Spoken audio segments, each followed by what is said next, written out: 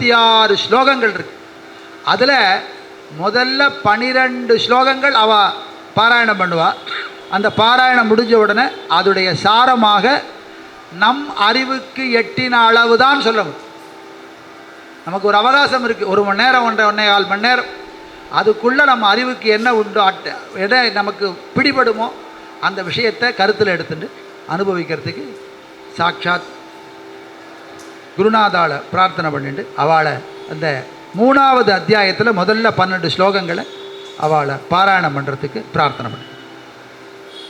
வந்தே ஜகத்காரணம் வந்தே பன்னகபூஷணம் மிருகதரம் வந்தே பசூனாம் பதிம் வந்தே சூரியசசாங்கவக்னிநயனம் வந்தே முகுந்த பிரியம் வந்தே பக்தஜனாஸ்ரயம் சவரதம் வந்தே சிவம் சங்கரம். அகஸ்த்ய உவாச ந கிருஹ்ணாதி வசப்பத்யம் காமக்ரோதாதிபீடிதः இதம் ந ரோச்சதே தஸ்ய முமூர்ஷோரிவ பேஷஜம். மத்யே சமுத்ரம் யானீதா சீதா தைத்யேன மாயினா ஆயாஸ்யதி நரஸ்ரேஷ்ட சா கதம் தவ சந்நிதிம். பத்யந்தே தேவதாஸ் சர்வா द्वारिमर्कटयूधवत् किञ्च सामरधारिण्यो यस्य सन्धि सुराङ्गनाः. भुङ्क्ते त्रिलोकीमखिलां यः शम्भुवरदर्पितः निष्कण्टकं तस्य जयः कथं तव भविष्यति. इन्द्रजिन्नाम पुत्रो यस्तस्याधीश्वरोऽद्यतः तस्याग्रे शङ्करे देवाः बहुवारं बलायिताः. कुम्भकर्णाह्वयो प्राथा यस्यास्ति सुरसूदनः अन्यो दिव्यास्त्रसंयुक्तः चिरञ्जीवी विभीषणः. दुर्गं यस्यास्ति लङ्काद्यं दुर्जयं देवदानवैः चतुरङ्गबलं यस्य वर्तते कोटिसंख्यया. एकाकिनाद्वया ज्ञेयः सकदं रघुनन्दन आकाङ्क्षते करे दत्तुं बालश्चन्द्रमसंयता. तदा त्वं काममोहेन जयं दस्याभिवाञ्छसि. राम उवाच क्षत्रियोऽहं मुनिश्रेष्ठ भार्या मे रक्षसा कृता. यतितं न निहन्यासु जीवने मेऽस्ति किं फलम्. अदस्ते तत्त्वबोधेन न मे किञ्चित् प्रयोजनम्. कामक्रोधादयः सर्वे दह्यते स्वैस्तनुर्मम. अहङ्कारे मे नित्यं जीवनं हन्तुमुद्यतः. हृदायां निजकान्तायां शत्रुनावमदस्य वा यस्य दत्त्वबुभुत्सा स्यात् स लोके पुरुषादमः. திருச்சிற்றம்பலம். இந்த இடத்துல என்ன சம்பவம் அப்படின்னா, அகஸ்தியர் ராமபிரானுக்கு உபதேசம் பண்ணுறார். முதல்ல ராமபிரான் என்ன சொன்னார், அதாவது 2வது அத்தியாயத்தில் நான் சாதாரணமான மனிதனுக்கு ஏற்படுற எல்லா தாபங்களும் அகங்காரங்களும் உடையவனாக இருக்கேன் அப்படின்னு ஒரு வார்த்தை சொல்லிட்டார். அதுக்கு தொடர்ச்சியாக இவர் என்ன சொல்கிறார் அப்படிங்கிறத பார்க்குறோம் முதல் ஸ்லோகத்தில். 6 விகாரங்களால் பீடிக்கப்பட்டவன். காம, குரோத, லோப, மோக, மத, மாச்சரியம் அப்படின்னு சொல்லப்படுற 6 விகாரங்களால் பீடிக்கப்பட்டவனான மனுஷன், அவனுக்கு நான் என்ன அறிவுரைகள் கூறினாலும் அது எடுபடாது. அங்கே அறிவுரையை வாங்கிக்கிற ஒரு ராமபிரானா இருந்தாலும் ஸ்ட்ரிக்டாக சொல்கிற, அவன் ரொம்ப ஒரு துயரத்தில் இருக்கான். என்ன காரணம் அப்படின்னா, அவனுக்கு அந்த துயரத்தை பற்றின கவலை தான் இருக்கும். எப்படி இருக்குது அப்படின்னா, அவனுடைய நிலைமை எப்படி இருக்குங்கிறத முன்னாடி சத்சங்கத்திலேயே சொன்னோம். சாதமும் அதில் போட்டிருக்கிற காய்கறியும் தான் வேகணும். ஆனால் அடுப்பில் ஏற்றி வச்ச உடனே அந்த பாத்திரமும் கொதிக்கிறது. ஏன்னா பாத்திரத்தை கை வைக்க முடியல. அந்த பாத்திரம் தான் கொதிக்கிறதால பார்த்தா அடுப்பும் கொதிக்கிறது, அடுப்பு இருக்கிற ரூமும் கொதிக்கிறது. அப்படி இயல்பு மனிதனுடைய துயரம் எப்படி இருக்குது அப்படின்னா, அந்த துயரத்தினால லக்ஷ்மணனும் துயரத்தில் இருக்கான். இந்த ராமருடைய துயரம் ராமனை மட்டும் பாதிக்கலை, சீதை கவரப்பட்டு போயிட்டாங்கிற துயரத்தில் இருக்கிற ராமன் எப்பேற்பட்ட கோபம் இருக்குது அப்படிங்கிறத வால்மீகி ராமாயணத்தில் வால்மீகி பகவான் சொல்கிறார். இந்த உலகத்தையும் ஒரே அஸ்திரத்தினால எரிச்சு விடுவேங்கிற. தர்மத்தை காக்க வந்த ராமன், தர்மத்தின் வடிவமான ராமன் என்ன சொல்கிறார் அப்படின்னா, உலகத்தையும் ஒரே அஸ்திரத்தினால எரிச்சிடுவேங்கிறார். அந்த அளவுக்கு அவருக்கு அந்த கோபம்,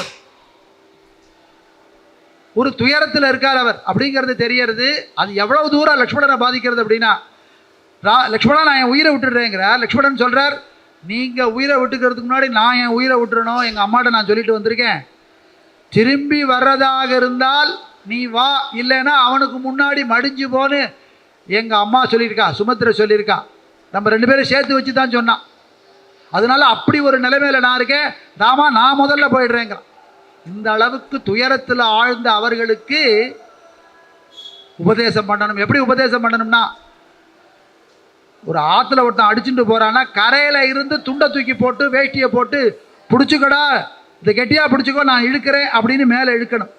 இவரும் அந்த துயரத்தில் போய் உள்ளே போய் விழுந்தார்னா அந்த அந்த ஆற்றுல இவரும் அடிச்சுட்டு போகப்படுவார். அதனால அவர் என்ன பண்ணுறார் அப்படின்னா, உயர்ந்த ஸ்தானத்தில் இருக்கார், உயர்ந்த இடத்துல இருந்துட்டு அதை சொல்கிறார். எப்படி இருந்தா ஒரு கண்டிப்போடு சொல்ற.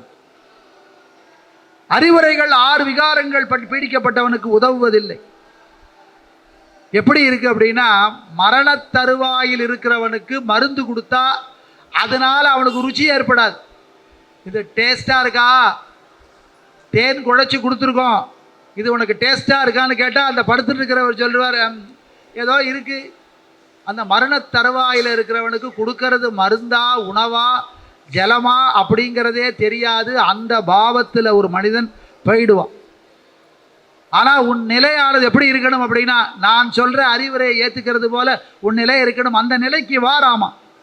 அது யார் சொல்ல முடியும் அப்படின்னா, அகஸ்திய பகவானால் சொல்ல முடியும். ஏன் அப்படின்னா, பரமேஸ்வரனுக்கு அவருக்கு நிகரான தபஸ் பண்ணவர், பரமேஸ்வரனுக்கு நிகராக தபஸ் பண்ணவர். பரமேஸ்வரன் வடக்க இருக்காருன்னா நீ தெற்க போ, இதை பேலன்ஸ் பண்ணிக்கலான்னு இவரை தெற்க அனுப்பிச்சிருக்காருன்னா இவருடைய தபோபலம் எப்பேற்பட்டதாக இருக்கு. ராமபிரான் அவதார புருஷர், அவர் இந்த ரிஷிகள்டேந்து இத்தனை உபதேசங்களையும் வாங்கிக்கிறாருங்கிறது தான் ராமாயணத்தில் இருக்கிற ஒரு சாரம். என்ன அப்படின்னா, தபஸ்விகள் ரிஷிகள் அவதார புருஷனான ராமபிரானுக்கு அறிவுரைகளாகவும் ஆசிகளாகவும் மந்திரங்களாகவும் அஸ்திரங்களாகவும் நிறைய கொடுத்து, அது என்ன அவதாரத்துடைய ராமபிரான் இதெல்லாம் தெரியாத ராமபிரானுக்கு அப்படின்னா இது ஒரு லீலை. இதெல்லாம் அறிந்தவரே ராமபிரான், இதெல்லாம் ஒரு லீலை. இதை பின்னாடி பார்க்க போகிறோம். அப்படி மரணத்தருவாயில் ஒருவனுக்கு மருந்துகள் இனிப்பதில்லை, பிரயோஜனப்படுவதும் இல்லை. ஆனால் அந்த நிலையை விட்டு நீ வெளியில் வர. பிறர்க்கரிய சிவ அருளை பெற்றால் ஒழிய மேற்கொண்டு இவ்விஷயத்தில் எவ்வாறு நல்பலன்களை பெற முடியும்? நீ அடுத்த ஸ்டெப் எடுத்து வைக்கணும். என்ன இதுக்கப்புறம் என்ன அப்படிங்கிறது நீ யோஜனை பண்ணணும்னா, நீ உன்னைய விட உனக்கு அனுகிரகம் பண்ணுற ஒரு மகாசக்தி ஒன்று இருக்குது. அந்த மகாசக்தி பரமேஸ்வரன் தான். அவர்கிட்ட உன் அனுகிரகத்தை பெறு.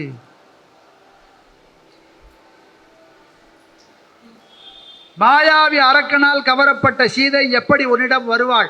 அவளா வருவாளா? போனவன் எப்படி அவன் கவர்ந்துட்டு போயிருக்கான், அவன் திரும்பி வருவாள், அவங்ககிட்ட வரமாட்டான். நீ தான் முயற்சி எடுக்கணும். அதுக்கு ஒரே ஆளாக இருக்க நீயும் உன்னுடைய லக்ஷ்மணனும் 2 பேரும் இருக்க, 2 பேரும் என்ன சாதிக்க முடியும்? இதையெல்லாம் இதில் இருக்க நீங்கள் வால்மீகி ராமாயணத்தில் இல்லையே நீங்கள் கேட்கக்கூடாது. நான் முன்னாடியே சொல்லியிருக்கேன், 100 கோடி ராமாயண ஸ்லோகங்களில் 24,000 தான் வால்மீகி ராமாயணத்தில் இருக்குது. வால்மீகி ராமாயணத்தில் இல்லாத பல விஷயங்கள் சரிதம் ரகுநாதஸ்ய சதகோடி பிரவிஸ்தரம் ஏகைக அக்ஷரம் பும்சாம் மகாபாதக நாசனம்.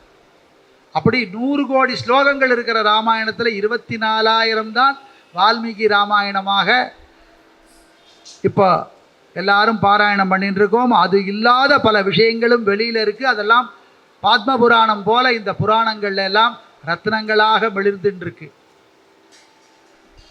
யோஜனை பண்ணு ராமா, நீதான் அவளை தேடி செல்ல வேண்டும் அப்படிங்கிற முதல் வாக்கியத்தை அகஸ்தியர் தான் ராமபிரானுக்கு சொல்றார்.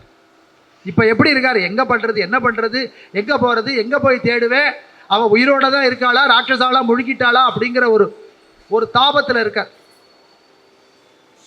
இப்போ கொண்டு போனவன் ராவணன் அப்படிங்கிறத ஜடாயு சொல்லிட்டார். மெய் சொல்லா ராவணனை போராடி ஈடழித்து பொய் சொல்லாது உயிர் போனான் புள்ளிருக்கு வேலூரே. இந்த புள்ளிருக்கு வேலூரில் தேவாரத்தில் சொல்கிறார், மெய் சொல்லா ராவணனை, ராவணேஸ்வரன் ஒரு மாயாவி வேஷம் போட்டு வந்தான். அவன் உண்மையாக தன்னுடைய உருவத்தை காமிக்கலை.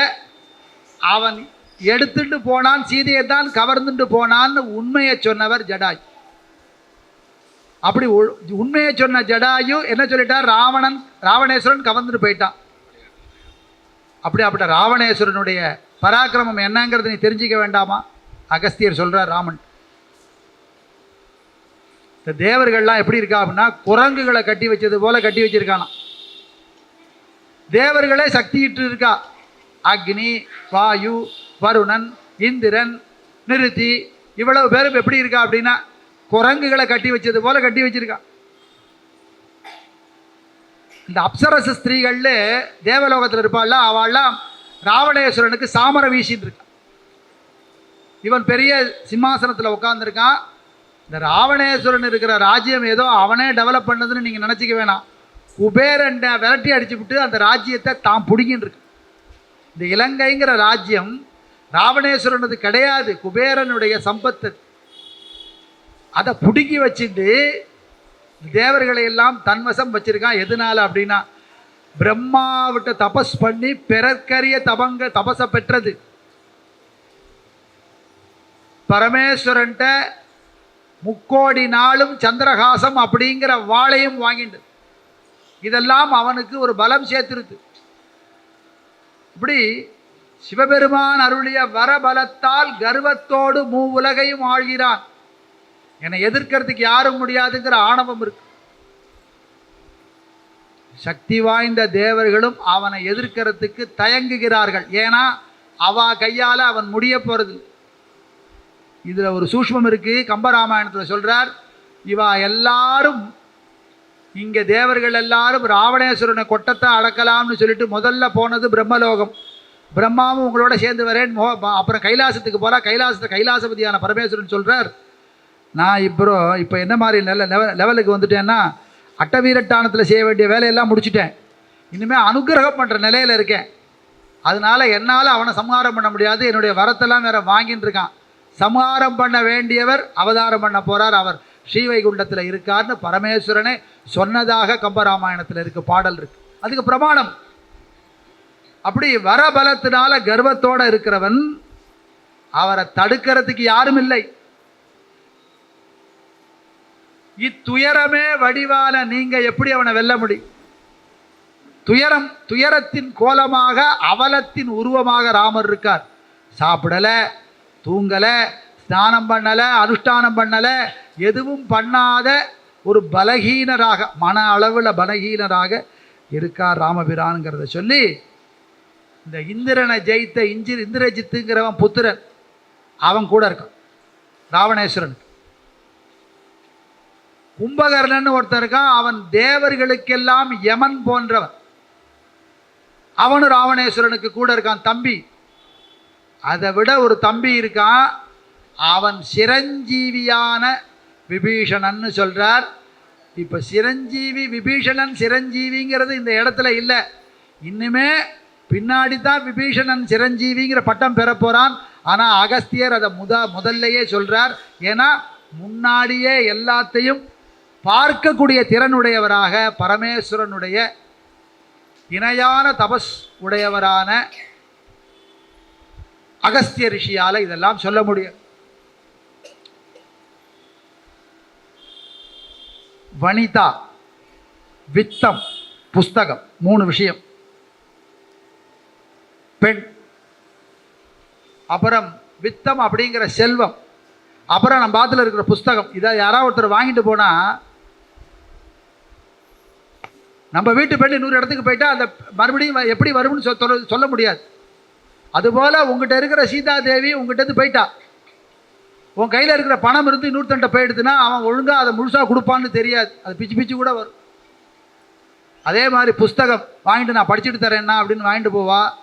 ஒரு 4 மாதம் கழித்து நம்மக்கிட்ட வரும். எப்படின்னா பாதி பேஜ் இருக்கும், பாதி பிரிஞ்சு இருக்கும், அட்டை இருக்காது, இது இருக்காது, அப்படி ஒரு நிலைமையில் வரும். அப்படி வனிதா, வித்தம், புத்தகம், பரகதம், கதாகதம், இது எப்படி வரும்னே சொல்ல முடியாது. அப்படி ஒரு நிலைமை, துயரம். சாதாரணமான வழக்கில் இருக்கிற வாக்கியம். சீதாதேவி மகாலட்சுமி, அவள் கவர்ந்து செல்லப்பட்டால் அவள் உயிரோடு தான் இருக்காளா, ராட்சசாலாம் விழுங்கிட்டாளா அப்படிங்கிற ஒரு பயத்தில் ராமபிரான் இருக்கார். ராவணேஸ்வரன் எப்படி இருக்கான் அப்படின்னா சதுரங்க பல சேனையோடு இருக்கான். அது எத்தனை இருக்குது அப்படின்னா சதுரங்க பல சேனை கோடிகளாக இருக்கு, பல கோடிகள் இருக்கிறதா இருக்கு. அவனை எப்படி ஜெயிக்க முடியும்? நீ கோபப்பட்டு இருக்க, நீ உபாயம் என்கிட்ட கேட்குற, அது எப்படி இருக்குது அப்படின்னா, இன்றைக்கி மாமா கூட சொன்னார், நான் சந்திர தரிசனம் பண்ண போகிறேன், சந்திரனை பார்க்க போகிறேன்னு ஒரு மாமா என்கிட்ட சொல்லிட்டு போனார். இன்றைக்கி சந்திரன் தெரியுமான்னு பார்த்துட்டு வரேன்.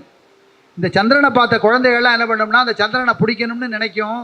அதுபோல் குழந்தையெல்லாம் சந்திரனை பிடிக்கிறதுக்கு ஆசைப்படுறது போல் உன் நிலைமை இருக்குது ராமா.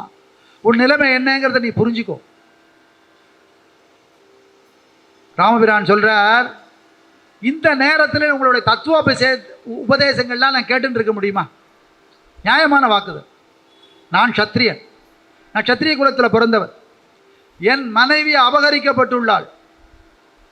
அரக்கனை கொன்று அவளை மீட்காமல் வாழ்வதில் என்ன பயன்?